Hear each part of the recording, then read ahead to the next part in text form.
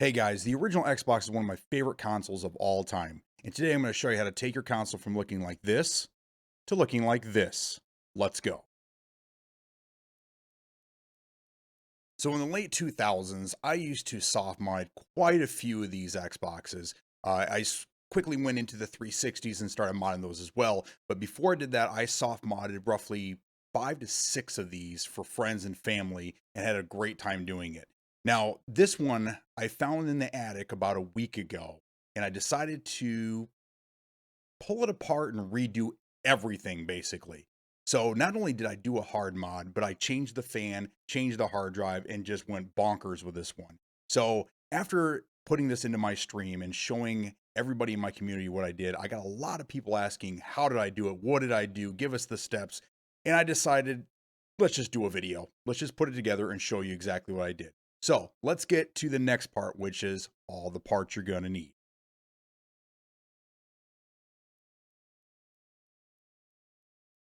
Now, before I go any further, it's important to let you know that your Xbox needs to be soft modded before we go any further. The reason this is important is, yes, it's going to be a hard mod, and it is a different type of mod, but in order for us to proceed from here, your Xbox needs to be able to read burned discs. And the only way that that can happen is if your Xbox is soft modded. Now, I'm not going to go over the soft mod. I'm not going to teach you how to do that. There's plenty of videos out there how to do the soft mod. The hard mod, I did not have much luck finding any videos. That's the reason I'm making this one now.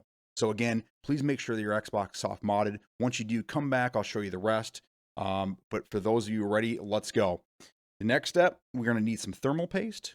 Any will do. I always recommend the MX4. I've been using it for years. Really good stuff. And I'll show you what to do with that later. Next, we're going to need a ribbon cable. The Xbox originally had a 40-pin IDE cable. We're going to go for an 80-pin IED cable. Now, these are kind of hard to find. I was able to get mine on Amazon. You need a 24-inch ribbon cable. And again, I'll put all of these in the link below. The next thing we need is an IDE to SATA card. It uses old technology. This Xbox is 20 years old. So we're going to bring it into the newer generation of hard drives, and we're going to switch it to SATA for better speeds and compatibility. Then we're going to need a 3.5 to 2.5 HD tray. Now you can use a 3.5 drive, the bigger hard drives. I like using the smaller ones just because they're quieter and they use less energy. And you can also put an SSD in here if you really want to get crazy with it. But I just used a 320 gig laptop hard drive, which is perfect for this. Then we're going to need a replacement fan. The fan that's in the Xbox is just way too loud. I mean, again, they're old and they get noisy. I found a really good Nexus 70mm silent fan, and this thing is silent. Even at full speed, it's very hard to hear it. My Xbox makes pretty much no noise at this point, and I love it. And then the last thing you're going to need to really enjoy the Xbox is an HDMI adapter. Now, these things originally came with the audio video component cables, and then they also had S-Video, and then later on, they had the component cable, which was the closest thing to HD at the time. Since then, all these are defunct. No one even uses anymore. I don't even think any TVs come with component cable adapters. So make sure you get yourself an HDMI adapter. I got the pound cable, which seemed to have the best reviews on Amazon, and it seems to work really, really, really well for me. So now that we have everything we need, let's move on to the next step. And now, on to the fun part. Now we strip the motherboard directly out of the Xbox. The two heat sinks that you see at the top right, we're going to yank those in a minute because we're going to be cleaning the contacts underneath that and applying the new thermal paste. But underneath the magnifying glass, there are two spots that we need to connect with solder. And in this case, we have a 1.5 board. So this applies for 1.2 through 1.5. Now the version 1.0 and 1.1 had one spot on the bottom of the board. We do not have to worry about it in this one. And unfortunately, the 1.6 cannot be modded in this way. You have to actually get a chip for it. So if you have a 1.6, you might as well stop here and look for an older one. These things are pretty cheap nowadays, so you should be able to find an older one somewhere out there in the world. Once you get these spots here, they are marked with the red. You want to connect those with solder. And if you're not very good with a soldering iron, you can use conductive paint or a trace pen, but solder is always the best. Once you get those connections done, it's on to the next spot. After pulling the heat sinks, you're going to see some goop in between these contacts and the bottom of the heatsink itself. Now you're going to want to use rubbing alcohol, maybe some acetone to get that gunk off of there. That's the old thermal paste, and it's probably rock hard at this point.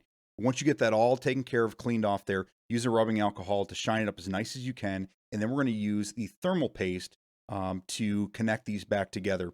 So you're going to want to put just a little bit on each of those spots there, on the Intel and then the NVIDIA right in the middle, and then put the heat sinks back on, use the brackets to attach them back together, and then that's it. Once they'll sit for a while and they heat back up, the goop will do its job and give you a cooler running system.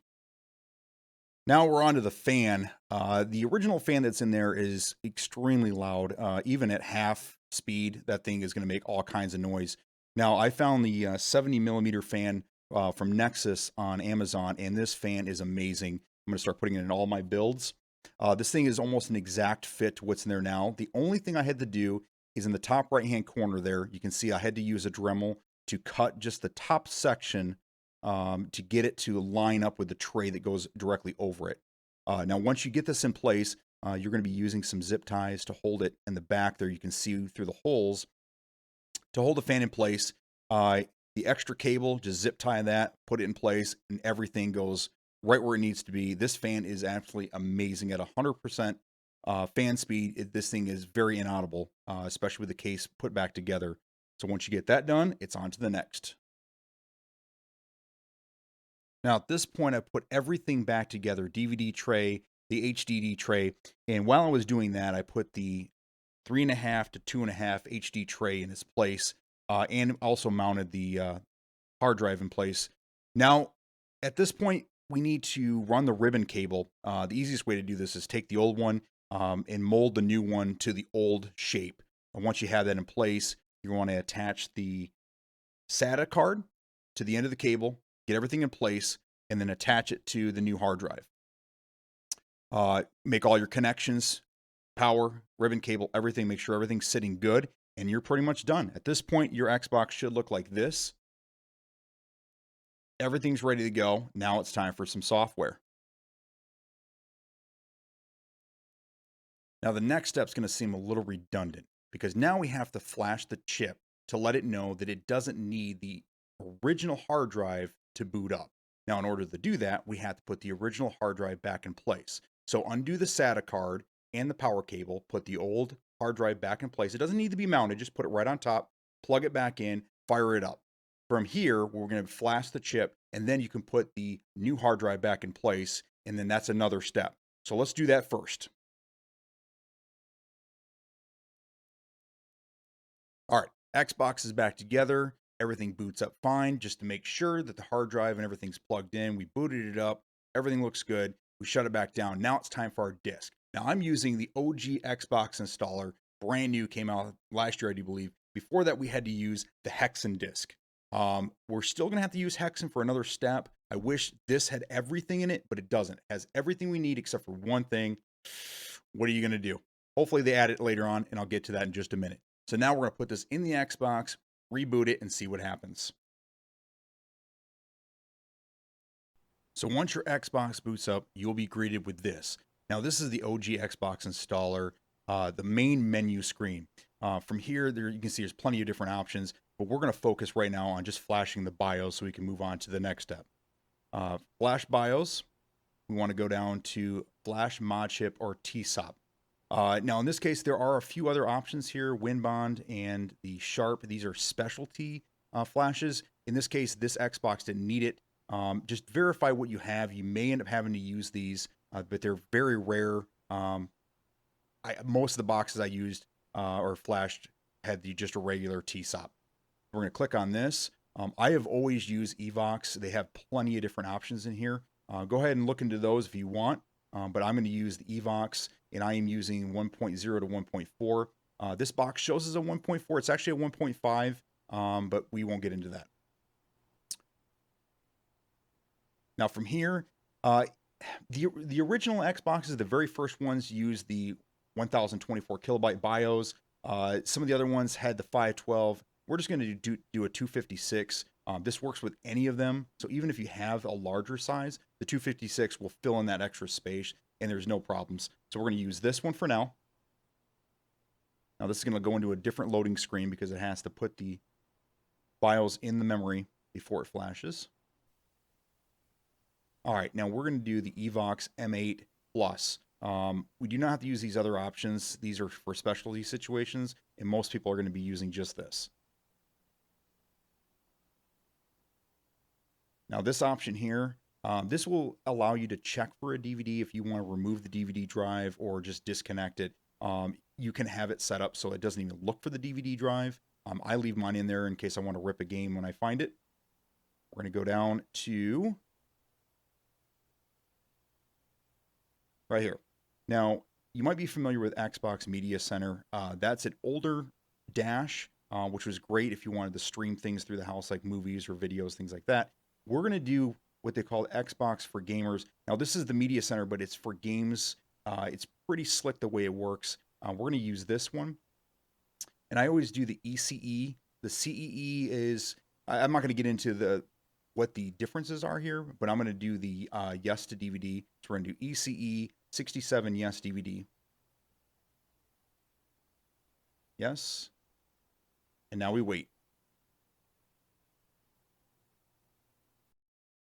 Now the Xbox is flashed and I'm ready to go. So I undid the old hard drive, plugged the brand new hard drive in, and now this is where the new disk comes into play. Because this disk, for some reason, does not have the disk software that we need to install a new hard drive. There's a way to do it, but it's very cumbersome. So you might as well just do it the easy way, right? So we insert the Hexen disk into the Xbox, new hard drive, we boot it up, and we are greeted with this screen. Now we're ready to install the new hard drive. We're going to follow the prompts. It's going to warn you. You're going to lose everything on the disk. Make sure that you're using a hard drive that you're ready to lose everything with. And do it again.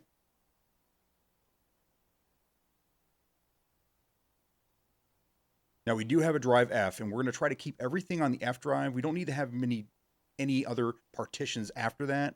We can always change it if we need to, but I'm going to keep everything on the F drive.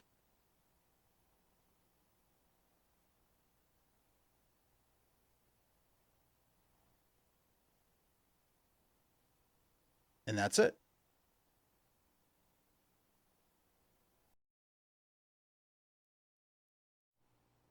And there we go. New hard drive is formatted, installed, ready to go. We pulled the Hexen disk. We put in the OG Xbox installer disk one more time, fired it back up, and now here we are.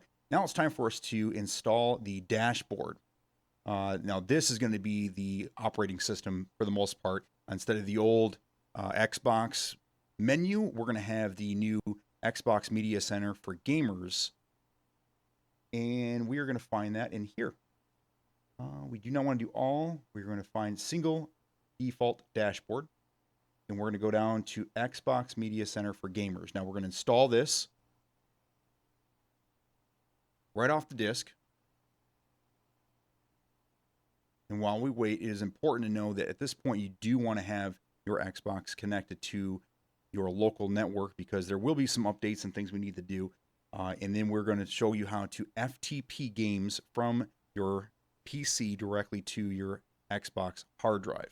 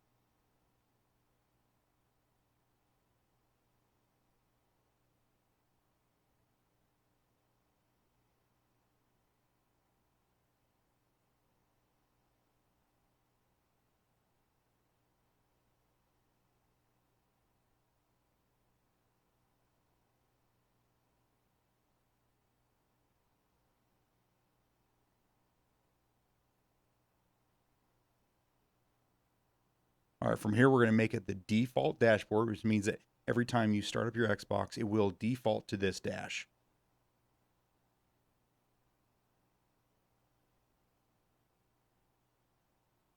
Done.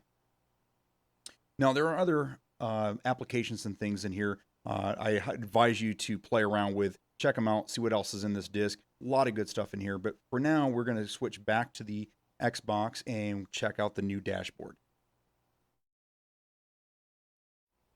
All right, so after booting up our dashboard for the very first time, we're going to be greeted with this screen here. We have two different options. You can manage profiles, or when this already pre-built for you, DVD to Xbox. Manage profiles allows you to create multiple profiles of other people are going to be playing to save their games, their saves, trainers, things like that. For now, we're just going to go to the DVD to Xbox profile, load into this. And there's two things we need to do in order to get you ready to start installing games.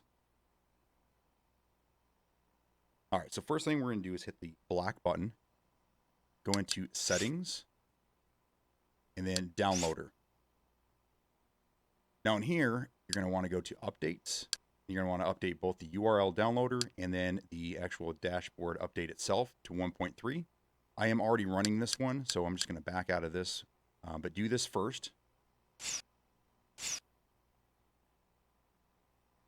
Back to the main menu, we're going to hit the black button again. Back to Settings, and this time we're going to go into File Manager. Now in File Manager, we want to go down to our F drive. And in here, you want to create several different folders. I did apps and games. You're going to want to do homebrew and emulators as well. We're going to do focus on these two for now.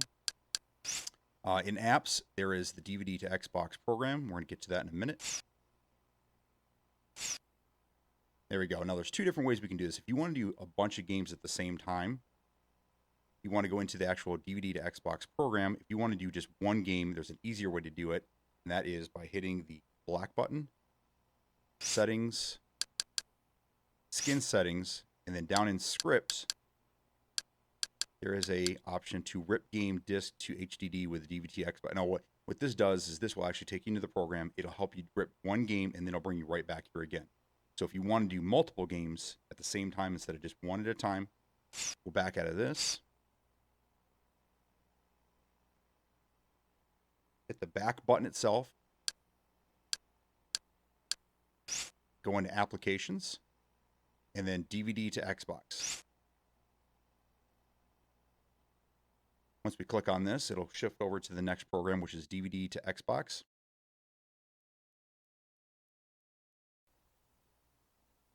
And here we are, DVD to Xbox. It already recognizes the software, which is Evil Dead. I'm going to copy the DVD to hard disk.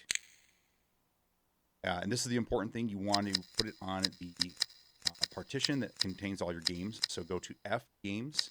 We're going to put it right in here.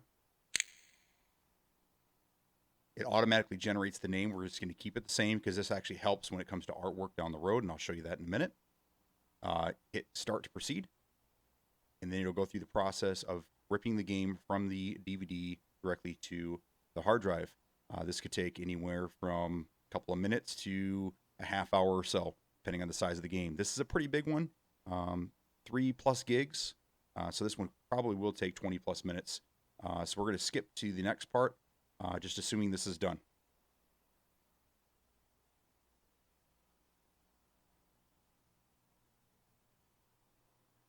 And done. This one took a total of 10 minutes, 21 seconds. Just to note, the original Xbox that I had done, I used a laptop 5400 drive. This one for the video, I'm actually using a full-size 3.5 7200, and this speed was almost twice as fast. So keep that in mind. You don't have to use a smaller hard drive. I just chose to just because it's smaller, uses less power. But the larger ones obviously move a little quicker. So moving on from this point here, we're going to hit the start button. This will take us back. Now the tray is automatically going to open up, and you can put in another disk and continue on. If you're done, just close the tray and exit to dashboard. This will take us right back to the main menu of the dashboard.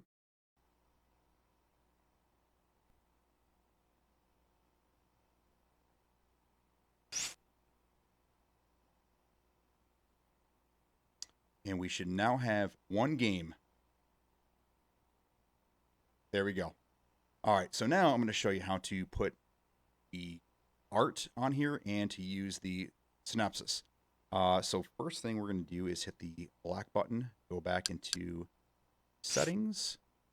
We can do this very easily from the scripts. So we're going to go into skin and then scripts. And from here, we're going to go into the Xbox Games Artwork Installer script. We click on this. And we don't have it yet. So this is the reason why we did the apps section earlier. We're going to back out of this and go into a downloader. And next to applications is artwork.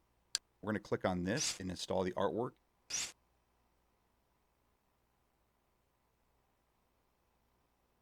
Very large size. It has artwork for over 1,100 games. So this may take some time. We're going to install it on F drive under apps.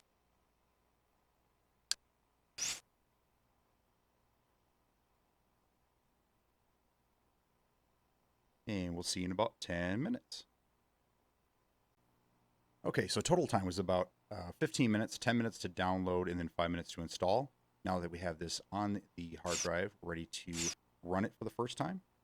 So we're going to go back to the main menu, hit the back button again, and back into applications.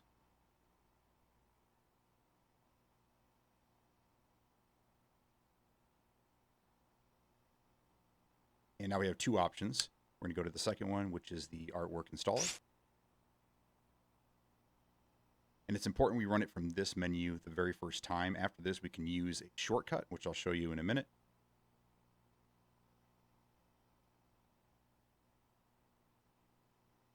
And we want to do the auto artwork installer. Click A. And what this is going to do is it's going to go through and it's going to search for every game that you have in the game file, and it's going to install the artwork for each. Now, it doesn't do all of them at the same time. It only does the ones that you have. So if you do a bunch of downloads and install a bunch of games to the hard drive, you're going to wait until you're done with all of them and then run this once to get all of the games on there at the same time. Otherwise, you have to do it each individually time, and it's very cumbersome. We're going to skip the existing artwork. We only want the ones that are new. In this case, it was just one. Done. Once we're done, we're going to hit the start button to exit.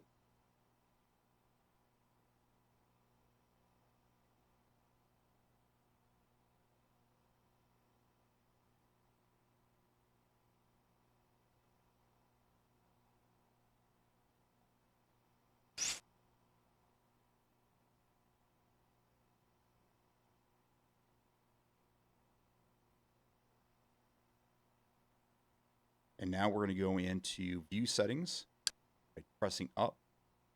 We are going to switch view. We want to use, say, a view like this.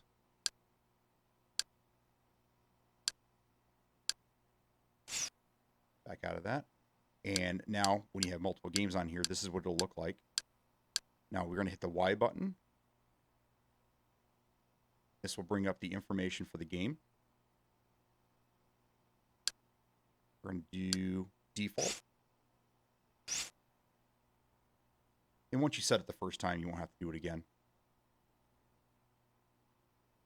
And there you go. All the information for the game, a screenshot or two, and the covers. Everything for the game. And now you just rinse and repeat. All right, now we're going to do one last thing, and that is show you how to FTP a game directly to your Xbox from your PC. Now, it is important that your Xbox be connected to your network. The first thing we're going to do here is hit the black button, and this is going to bring up some information. The network IP address is right there underneath a network. Mine's 192.168.1.221, so you're going to want to write that down. And then we're going to come over to your computer. Now I have FileZilla. This is a free to download program. Works very, very well. There's a couple settings you're going to want to work with in order to get it to work properly. I'm going to show you how to do that here. I have a quick connect 221, and I'll show you exactly what I did here. Up here at the Open Site Manager, click on that. And I have it set up for the OGX Xbox. That's what I called it. Over here on the right-hand side, you can see I have the IP address. Port number is going to be 21. You can usually leave it empty. If you have any problems, put 21 in there. Then down here, everything's going to stay normal except for user and password. Those are both Xbox. In Advanced tab, you don't have to worry about anything in here. Transfer settings, default transfer mode, and then you want to limit number of simultaneous connections to 1. You might have issues if you try to do more than that. Character set, auto detect, don't worry about that. Okay, so then we're going to hit connect. And now we're connected. Now on the left-hand side, this is your PC. And over here is the actual Xbox itself. So what we're going to do is we're going to click on F. That's where our games are. And then games. Now, if you double click this, it shows you what games you have in here now, which right now we only have Evil Dead Regeneration. I'm going to click on the root and go back to games here. Now over here, wherever you saved your games, there are certain areas, websites that you can get the games from. They're already extracted. They just need to be transferred over. I'm going to transfer over Celebrity Deathmatch. Great game, by the way. All you have to do is drag and drop the entire file over to games. And then it'll go into the queue section down here. If there's any failures, it'll show you a list, and successful it shows in here as well. I have these defaulted as off, just so that when it's done, it's done. I don't get a bunch of transfers. I was transferring a ton of games, and this thing got full really, really fast. So this right here will show you how long it's going to take, how many files are still waiting to be done. And again, depending on the size of the game, it could take anywhere from a couple of minutes to a half hour or so. So the file transfer protocol is very limited because the network card that's in the Xbox is very, very old. I think it's 100 megabytes per second max. So it's going to take some time. All right, just about done. This is a smaller game. It only took about 5 minutes. Done. Okay, so now that this is on here, we're going to switch back over to the Xbox. Back out of this, and then we are going to push in the left stick to reload the skin. And now we have a second game on here. Now I'm going to show you how to use the shortcut in order to put the artwork on. We're going to hit black button, settings, skin settings, and now this should run the script.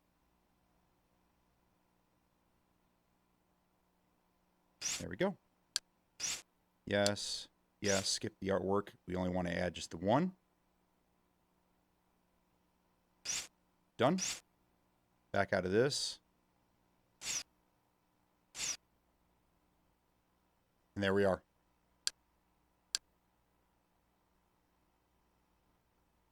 Now that's how you FTP or file transfer protocol a game to the Xbox using your PC. Pretty easy. Now let's take a look at what this looks like all said and done. And here we are. I have a 320 gig hard drive attached to this one, and I have 107 games total, and my hard drive is now full. So a terabyte should get you every game that you can ever imagine with emulators and other applications, homebrew, things like that. But if you're focused on games, a 300 to 500 gig hard drive is plenty. As you can see, I have more games I'll ever play on here, but plenty of the good ones, if not all of the best. So there you have it.